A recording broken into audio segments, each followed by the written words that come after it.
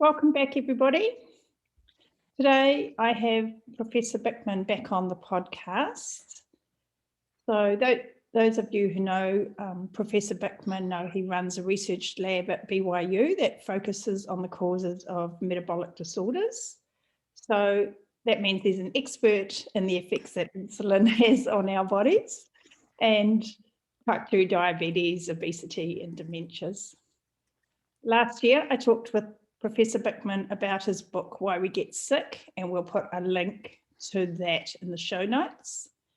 Today, I'm talking to him about a real meal replacement product that he's made that can help with type 2 diabetes and weight loss. So welcome, Professor Bikman. Great to have you back. Would you start off just by telling us a little bit about yourself and a little bit about HLTHCODE and how that can help people? Yeah, of course. Thanks, Susan. Of course, please call me Ben. So as a metabolic scientist, your audience has already heard me talk about insulin resistance and the relevance of insulin resistance in health and disease. But when you are a scientist who is finding answers to important questions, and that's what a scientist does, we try to answer questions. What you want to do when you think when you've found an answer to an important question, you want to turn that into a solution to an important problem. And that's why I like to kind of shake off the bonds of academia, where the only thing we ever do is publish a paper, and actually translate some of what I know into practical solutions. So working with one of my older brothers, and I have 8 older brothers, Susan, so I'm used to being picked on quite a bit. Any derogatory word you can think of from the name Benjamin, I've been called in some way, shape, or form. So one of my older brothers, with whom I get along wonderfully now, he had a lot of experience in the nutritional industry, the nutrition industry, and I'd been telling him for years, Joel, no one has really done a low carb meal replacement shake very well. I think we really just need to do this because people need it. There's just something to be said for having a shake. It's just so easy. And I never want anyone to think I'm not an advocate of real food. I'm absolutely an advocate of real, hearty, prepared meals. Sometimes you just need something quick. And so I believe there was an opportunity there. And I guess I'm enough of an entrepreneur, despite being a scientist, that I wanted to just try my hand at this. And so that was the birth of HLTHCODE. And anyone who wants to learn more, just please go to the website Get Health, HLTH, no vowels, HLTH, gethealth.com. And you can just learn more about the shake and see the blog that I write. But that really was the gist of it. It was built on this idea that a low carb diet is something that can be very, very healthy for people especially those who have who struggle with metabolic health, and then just a way to make a simple solution. That's great. So can you tell us a little bit about who the solution is designed for? So people like me can use it just as a meal replacement if we haven't got time to cook something, if we're traveling on the road, if we can't find the right kind of food. What about for those with type 2 diabetes or obesity? Yeah. So of course it's delicate territory to make kind of claims that have to do with any diseases, but that was kind of the group I had in mind. When I was formulating this, I was imagining someone who could get proper nutrition and yet keep their insulin and glucose levels under control, if perhaps not moved at all. And this is something we've tested with a slew of people, and me wearing my continuous glucose monitor all the time. There's something very satisfying about feeling full and nourished, and yet there's no change in that glucose response whatsoever. So people who are wanting to keep their glucose control, then this is something that's kind of the group I had in mind when I put this together. Frankly, the fact that young, healthy, college-aged kids can also use it because it's convenient and healthy. Well, that's just a plus. But that wasn't the original group I had in mind when I put it together. So just for those who don't know or aren't really aware of the role that insulin and glucose play in the whole health issues, would you just elaborate on that a little bit? Yeah, so everyone has been told that high glucose levels is very harmful, and that's why we get our glucose levels checked on every doctor's appointment, and we have countless drugs to help control our glucose. But that really covers up the fact that there's a more relevant variable there, and that is insulin itself. Insulin and high insulin levels, that which abounds in insulin resistance, that is what's truly pathogenic as someone's moving towards type 2 diabetes, or is already, in fact, they already have full type 2 diabetes. It's not the glucose that's killing their heart and destroying their brain and making their liver fat and making them infertile and hypertensive. It's the insulin that is doing all of these things. So as the brain becomes insulin resistant, now they have Alzheimer's disease or migraines that they experience frequently.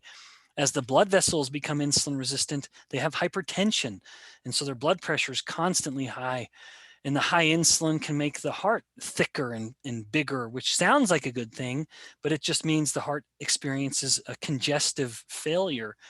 The high insulin is what's making the liver fat, and so they have fatty liver disease. It's the high insulin and the insulin resistance that is giving the woman polycystic ovary syndrome or giving the man erectile dysfunction. None of these are glucose problems. They're all insulin resistance problems.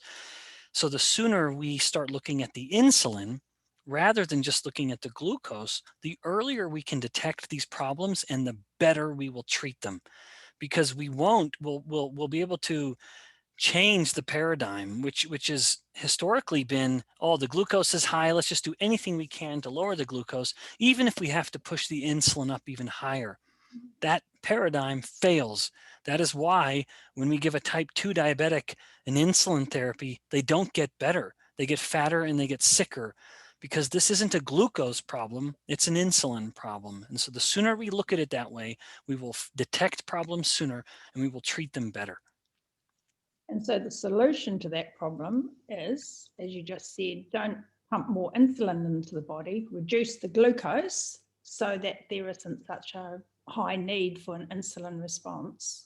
That's right. Yeah, Susan. And so what's so interesting to me, as you know, I'm a scientist. I get paid to ask questions. I don't get paid very well. Being curious doesn't pay well, but it's a fun job anyway. I can ask myself, why would people so passionately prescribe medications that will block glucose from coming into the body? So there are drugs that will block glucose digestion and give the person terrible diarrhea, but it'll block the glucose from coming in. There are drugs that will push the glucose from the blood into the urine.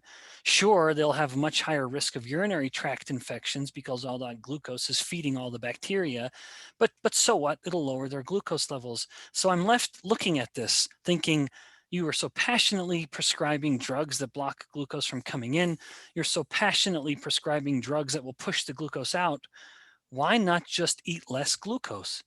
That's this little voice of reason that I want to settle on the person's shoulder and be the little angel to try to offset that little devil that just wants to use drugs all the time. And the angel is saying, maybe we don't need that drug. Let's just put less glucose in the body by eating less glucose. That's the kind of rational conclusion that's just being waited. It's just waiting there to be discovered. And the curious, honest mind will always get to that point, I believe. Mm. But we still have a lot of people and a lot of doctors who aren't really understanding that, which is a great shame, I think. That's why we need to have a loud voice, Susan. Mm. So a lot of people think that it's just about calories in, calories out, the weight loss paradigm. Would you talk a little bit about how protein shouldn't really be counted as a calorie? I was having a conversation with a client about this the other day who was going, no way, the protein calories. And so could you talk about sort of the nutrient density versus the energy intake just briefly? Yeah, gladly. Yeah, so I don't believe protein should have ever been assigned a caloric value. I think that is part of the problem with people trying to invoke the laws of thermodynamics in biological organisms, that it just sort of starts to fall apart and leads us to silly conclusions like protein has the same amount of energy as glucose. Well, the body doesn't use protein as a fuel. The body uses protein as a building block. And so we need it. It is unique in that regard. It is not a fuel. Now, also unique is fat. Fat is also used as a building block in the sense that most cells are made up, their membranes and their organelle membranes are made of fat. So fat is both structure and fuel. Carbohydrate or glucose is just fuel. There's no structure to carbohydrate that we need. And so that one is a lesson right there. But protein is unique in that, I don't believe it should be given a caloric value. It shouldn't be weighted that way, but it isn't used as energy. It is used as the building block. And even the very cost of eating protein is considerable. There's something called the thermic effect of food. And that is this metabolic rate that comes from eating anything. Anytime we eat something, our body has to work a little harder to digest and absorb that something. When the body eats protein, it has a much higher cost of digesting and absorbing that protein than glucose and fat. And so even when you're trying to give protein a caloric value, you have to account for the calories that are being spent just eating and digesting the protein, which no one ever does.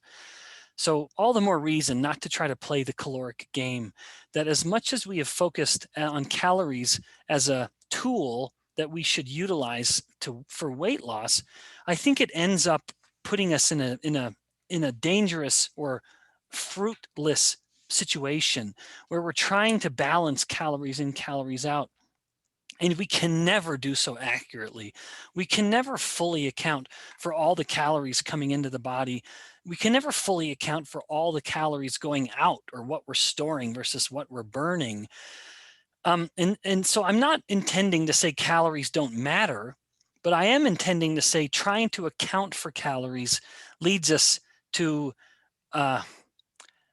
insanity, maybe, to put it politely. That if I were to invite all of the audience, if I were to tell all the listeners, everyone come to my house, I have the world's most famous chefs preparing the most delicious foods you can imagine. It is an all-you-can-eat buffet. Come hungry so that you can enjoy all of these delectable delights. And I would say to the audience, what would you do to come as hungry as possible? Invariably, they'd come to two conclusions. They would eat a little less in the days preceding this buffet, and they would exercise a little more. Well, that advice sounds eerily familiar to the advice we've been giving people for weight loss for decades. Eat less, exercise more. And the reason we came to those conclusions in this example is that you will be hungry. If you eat less and exercise more and work yourself into a caloric deficit, you will be very hungry. Well, that's why the caloric idea fails so often, because if you're trying to lose weight by counting your calories, you will be very hungry, and hunger will always win. So, and again, I'm not saying calories don't matter, but rather than taking your first step to weight loss with calories being the first step, let your first step be a low insulin step, which is done by control your carbohydrates, focus on protein and fat. So you're eating when you're hungry, you're nourished, you're not having to go hungry all the time. You don't eat when you're not hungry, which may start to spontaneously happen as you're burning your own fat for fuel. You may be hungry less often, so you don't eat when you're not hungry. You eat when you are hungry. Calories be damned, you're not counting them at all. You're letting your insulin come down, and when insulin is down, you do have a higher metabolic rate, and you're burning fat as a primary fuel. And fat cells are made of fat, and so naturally they'll start to shrink. And then once someone has taken that first step of controlling insulin, if they want to take that second step because they've lost weight and perhaps gotten to a plateau and they want to go a little further in their weight loss, now let the next step be more of a calorie-based step. Let that one be now where you are a little more mindful of the amount of energy you're getting in. How much are you putting in the system? And then even then, I would say don't count, but just start working on fasting a little more. Let a structured fasting protocol be a way of you naturally controlling your calories. But because you've adapted to using fat for fuel, it's so much easier to fast. You don't get hungry as often. And so that second step, after the first step being controlling insulin, second step being controlling calories, it'll be such an easier step forward. We see those results all the time in people when they adopt those sort of practices. A GP I know quite well told me he tells his patients, eat less, exercise more, and they complain about being hungry, and he says, you just got to get used to it, Yeah. And it just doesn't work. No, and it doesn't work because of the world we live in. If hunger were an unavoidable consequence of our environment because we just truly didn't have access to food, okay, then you can just grit your teeth and tough it out. But when you are surrounded by food, every drive you take, you're passing places where you can stop and get food at any single moment of the entire day or night. Then you're asking a person to not partake of the food that's all around them. It's asking an alcoholic never to take a sip of alcohol when they're surrounded by bottles of wine and beer. I mean, you're going to break, you're going to give, and it's not going to be pretty. And then we have that combination of carbohydrates and fat and then salt, and it's all processed. And then that creates that food craving that everybody talks about. That's right. And that is something we don't see in nature. In nature, fat and carbohydrate don't come together.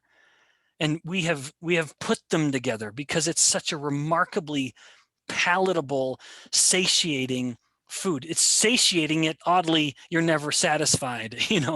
There's something so wonderfully content about eating it, and yet all it does is make you want to eat more.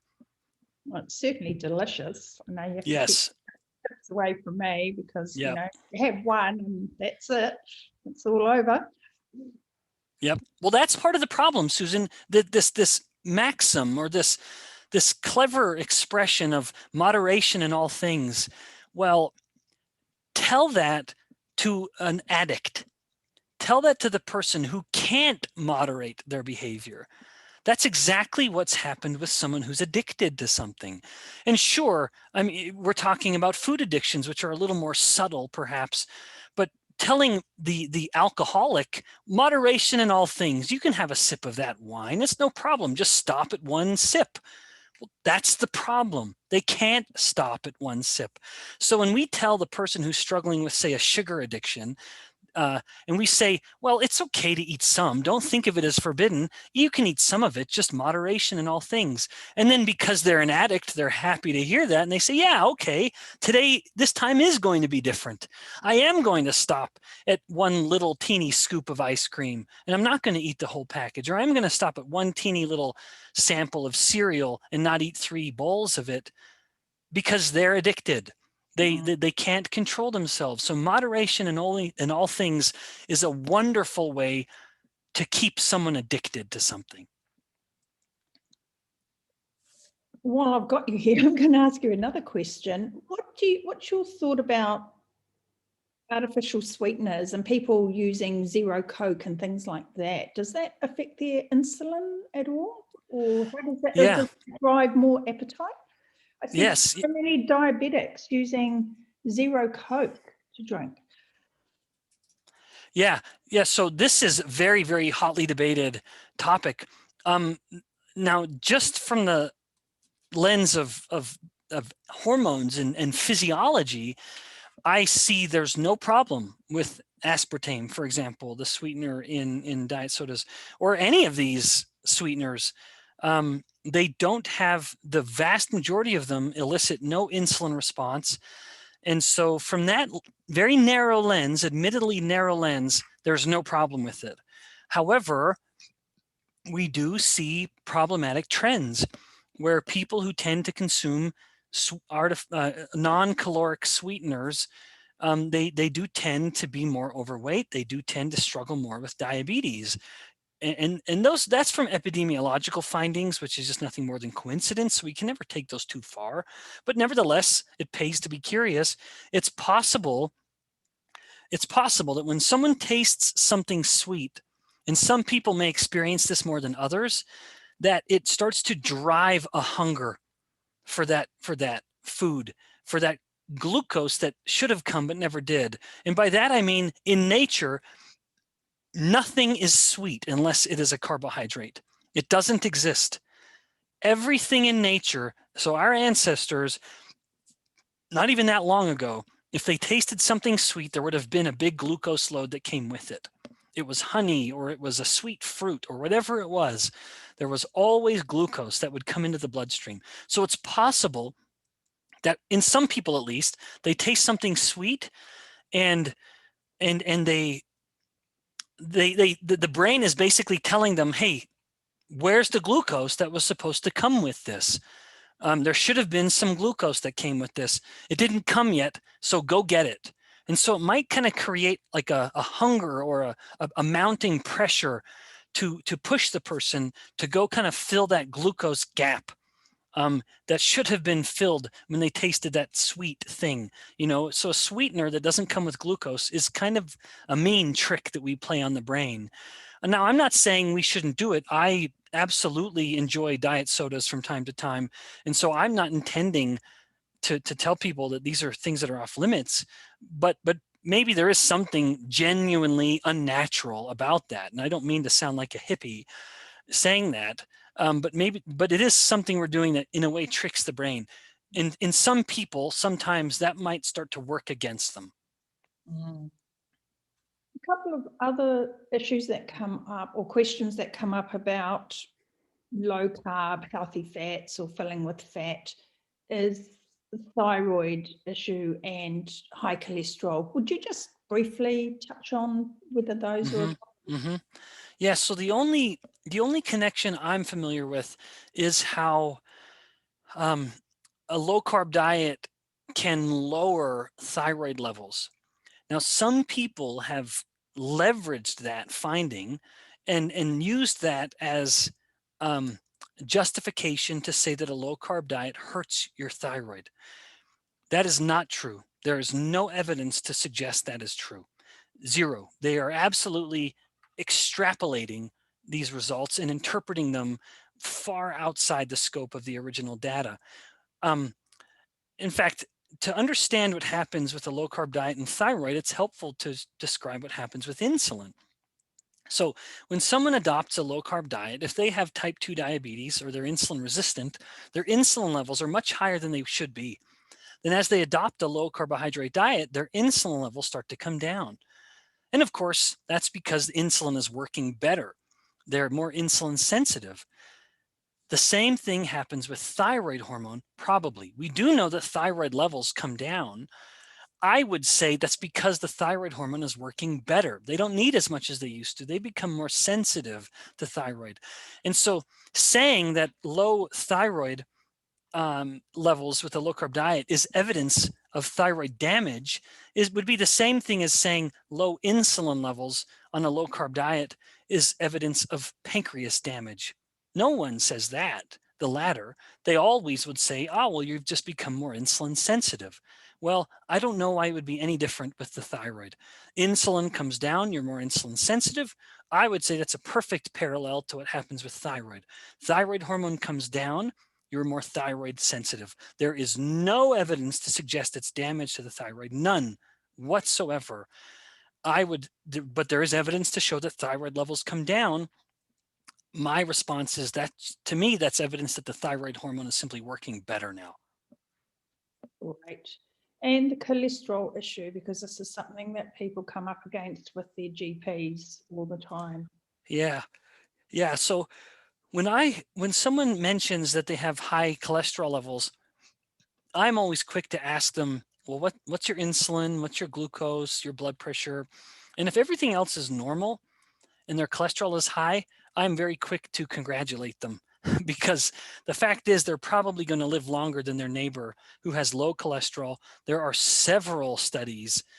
Admittedly, these are epidemiological, which are always flawed, but these have been done in multiple different countries around the world now that show that in otherwise healthy people, those with the highest cholesterol levels live the longest. They have much lower risk of dementia, lower risk of cancer, lower risk of infections. Cholesterol is a molecule of life. And so if someone has high cholesterol and everything else is looking good, I pat them on the back and say, good on you. You're going to get the best of that insurance company. Well, I hope that works for me because mine's over 700 in US values. Wow, that is high. That is really high. Yeah, well, the fact is, though, Susan, there's in otherwise healthy people, like all other metrics that are healthy, all other clinical outcomes, there's no evidence to suggest that's inherently harmful. None. CRP's low, homocysteine's low. Yeah. Yep. Those things are low, insulin, glucose. So just how I'm made, I suppose. Yeah. And you'll probably outlive all of us. Yeah, well, we'll wait and see how that goes. So let's get back to health code a little bit.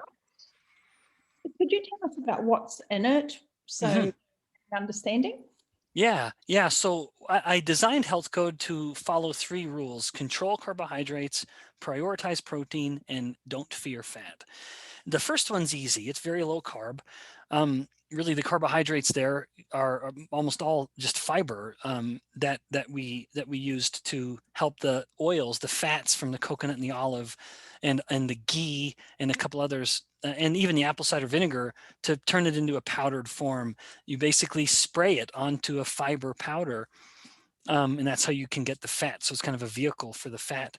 And we put the best proteins in, demonstrably the best. That's egg whites and whey. Those are the best proteins a human can take by way of digestion. And then the fats were mostly the fruit fats, coconuts and olive fat, and then with a little bit of ghee to just get a broader range of fat. So I wanted there to be long chain fats, medium chain fats, and short chain fats. Just in those latter 2 are ones we don't get much of. We get a lot of long chain fat. They abound in nature, but it's the medium and the short chain we don't get too much of. And I wanted it to be a full spectrum. So we deliberately have it in there, from the ghee and the apple cider vinegar for short chain, the coconut oil for medium chain, and then everything else for long chain. And coconut oil is long chain as well. But we put them in at a very unique ratio of 1-to-1 protein to fat, because that has been shown to be the most anabolic mix. When protein and fat are consumed in a 1-to-1 ratio by mass, that will build muscle more than any amount of protein alone. That's part of the overlooked value of fat. Fat is anabolic as well. We only think of muscle as being, or we only think of protein as being muscle building. But the truth is, fat very much contributes to that. And we wanted to leverage that finding that has been shown in humans, that if you want to build your muscle or keep your muscle in your bones, because bones are very much made out of protein as well, you need to get fat with your protein to help digest it better. And then the 2 of them are more anabolic than either of them alone. And so that's really the foundation of the shake, a 1-to-1 protein to fat mix.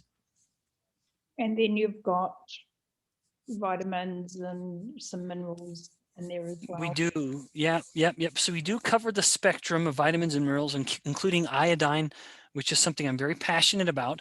One of the consequences of people eating all of these clever gourmet salts these days is that salt is most people's main source of iodine. And speaking of thyroid health, a thyroid gland cannot make thyroid hormone unless it has plenty of iodine to use as the literal backbone of the thyroid hormone that it wants to make. And nowadays, as we don't eat a lot of seafood anymore, seafood is a very easy source of iodine. Most people don't, at least certainly here in the central US, there isn't a lot of seafood consumed. And they don't eat a lot of this iodinized salt anymore because it's all these clever gourmet salts. And so we wanted to make sure there was iodine in addition to other vitamins and minerals. And we put in some pre and probiotics just to help with gut health, and then even some digestive enzymes to help with digestion, because one of the things that happens when people adopt a lower carb diet is it takes them a little time to adjust to digesting more protein and fat than they're used to. We just wanted to help that process along, and so we included some digestive enzymes. So how would you expect, or how would you recommend the different groups of people using it included in their nutrition? Yeah, so the easiest way is to use it for breakfast or lunch. And that's usually how people start using the Health Code Shake. They will pick one meal, whatever is just the least convenient for them. And usually that's often it's a lunch where it's just where the person is saying, I don't have time to make a lunch, or I'm working and I don't have time to go to the cafe or to the canteen and get some lunch. Well, then you have a shake. And that's how I use it most frequently. I will have just a shaker, cup, a blender bottle, and I will have the shake in there powdered that I've brought with me. And then I just walk across the hallway, fill it with water, shake it up, and then that's my easy meal. So I would say lunch is probably the lowest hanging fruit to implement this kind of shake. But of course, breakfast is also an easy one. It's just usually people either don't want to eat breakfast, which I'm fine with, don't eat it then, or it's easier for them to eat a breakfast at home. And I would just say, keep your breakfast low carb. Of all the meals, don't spike your insulin first thing in the morning. Your body's worked hard all night to bring that insulin down. Don't turn it all off by eating some starchy, sugary breakfast. So let breakfast be either fasting or good low carb. Let lunch be smart, low carb. And then dinner, for me personally, dinner is what the family's having for dinner. I will eat dinner with my family. If I can make it low carb for me conveniently, then I will. If I can't, then to hell with it. I'm just going to eat dinner with my family. Great advice. And I think reminding people that breakfast is the time when you really want to get that first shot of protein into your day too, isn't it? Yeah. The day is when you really want to get that protein. Yep. That's good advice. Yes. And what about for athletes or people who are training and exercising? Does it make a good post-exercise shake? Yeah. What a good question. I say that because there's such wonderful evidence that I can use to answer that question. So there's a tremendous myth surrounding recovery and post-workout, which is, I need to get this starch and sugar in because the insulin spike will help my muscles grow. Well, there's a myth there that is based on, which is that insulin helps with muscle growth at all, and it doesn't. There's some very precisely done studies finding that insulin does not facilitate muscle protein synthesis over just amino acids or protein alone. So insulin does not stimulate any greater anabolic response at the muscle. And that is very likely why for workout drinks, there was a study that measured muscle growth, even microscopic muscle growth in people following workouts. And they found that protein induced a greater muscle growth than nothing at all. However, protein and glucose together did nothing beyond the protein at all. There was no enhanced growth. In contrast, a different study, a parallel study, had similar conditions. They worked out, they had some degree of muscle growth. They worked out and took protein, there was a greater muscle growth. In another instance of the study, they worked out, took protein and fat, and wouldn't you know it, there was an additive response. It was bigger than the protein alone. So in that sense, I think Health Code is very well formulated to be a recovery drink. I didn't intend for it to be used as recovery, but the fact is I often take it that way simply because of my schedule. I like to work out in the later morning, and I come back to my office from the gym down on campus here, and then I drink the shake. And the fact that it's the perfect recovery drink and it's a meal that happens to coincide with lunch, well, that's just smart timing on my part. Yeah, that's great. I'm pleased to hear that it would be a useful recovery drink. There are plenty of people out there who'd probably enjoy that. I'm really looking forward to getting my order that I've ordered. So oh, good. In New Zealand, we can get it through Australia. Yep. And I'll put the link to the Get Health Code. So it's .au. So I'll put the the bottom, and everyone can get a 10% discount if they use the Health Detective code on their coupon. So that's great. Ben, you've done so many podcasts. So I know people will be hoping that I ask you a lot more questions, but I recommend that they go out and they can find podcasts everywhere with you talking. Too many, Susan. So many things. People are going to get tired of me. We did one last year they can listen to. Yes, go to that one. So I do recommend that they go and check out other podcasts and that they get your book. You've got the book, Why We Get Sick. Right. Yes, here it is. Fantastic. So again, we'll link to that for you. But you have another little project on the go, which is making a huge difference, and that is Insulin IQ. So would you just spend a few minutes telling people about that? Yeah. What's so funny, Susan, is that I imagine someone listening and thinking, boy, that Ben Bikman's got it all figured out. He must just be wealthy. And the fact is, it's so fun because both Health Code and Insulin IQ are both so young that they haven't I haven't been paid at anything, been anything yet. So these are just young ventures. And so we have all the enthusiasm, and Insulin IQ is no exception. This is a young venture as this kind of newer iteration of it, which is really turning it into an online platform. I think it is wonderfully put together. And so I'm very proud of it and very optimistic. It is simply an effort of me and some local colleagues, a physician, a marketing expert, and a gym owner. It was just us kind of wondering, how can we help people through transitioning into low carb diets? So that's really all it is. It's just an online coaching platform. I don't provide the direct coaching. I'm more of the educational arm of it, where I understand the science behind it. And then there are more experienced people who put these kinds of things into practice, the actual coaching element. But yeah, people who want to learn more, please go to Insulin IQ. And you can see all you want. There's a free kind of starter course where you can just see what you like and whether you think it would work. But it really is just a way to help people implement into a low carb diet. And you do a metabolic classroom too, don't you, once a week? That's right. Yep. And tomorrow morning we'll have one. Yeah, the metabolic classroom is just my opportunity to just share some of the metabolic insight that I have that I think people may find valuable. And I think it's really good. It's not too long. It's usually about 20 or 30 minutes, and you're always coming up with really interesting topics. Oh, good. I'm glad to hear that. Thank you.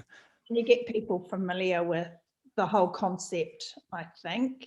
And the more people hear it, the better understanding they have. Right. That's exactly right. Yeah. So I do kind of treat it like a classroom where I put the hat on of role of professor, which is fun for me. I always enjoy that. You're just a natural teacher, Ben. Yeah, I think so. I think I found my calling.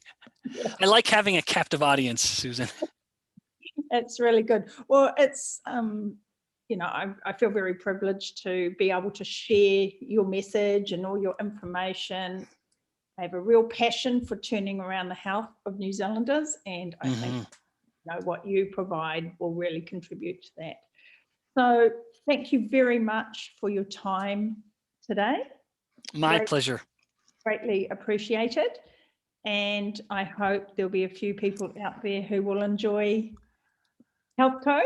I'm really looking forward to getting my Well, I look forward to hearing your thoughts. Oh, my last question. What's your favorite flavor? Do you like the vanilla or the liquid? Oh my goodness. You know what, Susan, I'm so wishy-washy that I mix one scoop and one scoop. Isn't that terrible?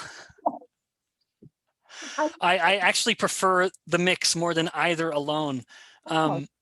Yeah, I know. It's just you can never get any flavor perfect. And this is maybe terrible to say because I'm the one who made this shake. I love the vanilla, but it's sometimes a little too sweet. I love the chocolate. It's sometimes a little too bitter for them, but other times I enjoy them perfectly fine.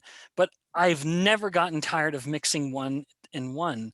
It gives just kind of a creamier version of a mild kind of chocolate flavor. And then oddly enough, Susan, I know it sounds crazy, I always put in a dash of cayenne pepper. I love it. Where that little kick of the cayenne to me just enhances the chocolate flavor a bit. Excellent. It's delicious. And then I see there are a lot of different recipes on there are, yeah. There's so many different ways people can use this in drinks and even in baking things, little muffins and pancakes and waffles. It really is amazing. Oh, excellent. It's got so much potential out there. Yeah. Hey, thanks again, and talk to you again sometime. Yep, my pleasure. Thanks, Susan. Good luck with it all too. Thank you.